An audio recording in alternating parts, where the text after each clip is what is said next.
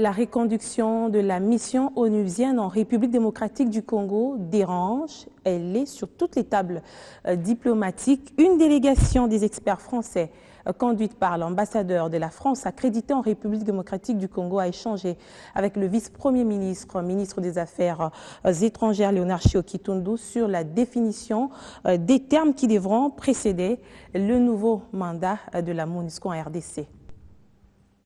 Ces bottes trottine encore en République démocratique du Congo, mais son avenir tient sur un fil.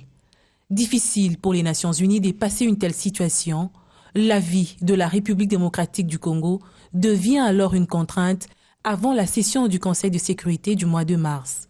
Avant cette assemblée générale, il fallait dépêcher sur Kinshasa des experts français pour s'enquérir des désirata du pays sur les mandats de la MONUSCO. Cette réunion, heureusement, nous a évidemment permis d'avoir des éclairages très précis sur les attentes, plus que sur les attentes d'ailleurs, sur les préoccupations, sur les opinions, sur la manière dont fonctionne ou devrait fonctionner la MONUSCO. Nous sommes nous-mêmes en recherche de plus grande efficacité, d'une plus grande participation opportune à différentes opérations sur le territoire de la République démocratique du Congo.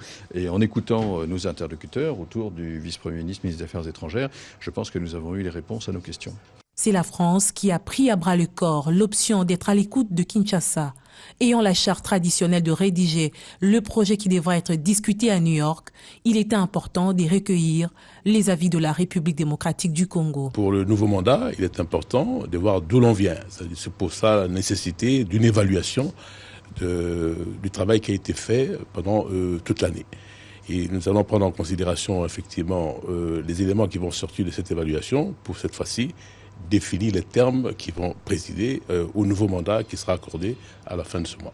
Ce face-à-face entre la délégation française conduite par l'ambassadeur de la France en RDC et des autorités congolaises sous la houlette du vice-premier ministre en charge des Affaires étrangères Léonard Chiokitundou a permis aux deux parties d'harmoniser les vues autour de la reconduction du mandat de la MONUSCO.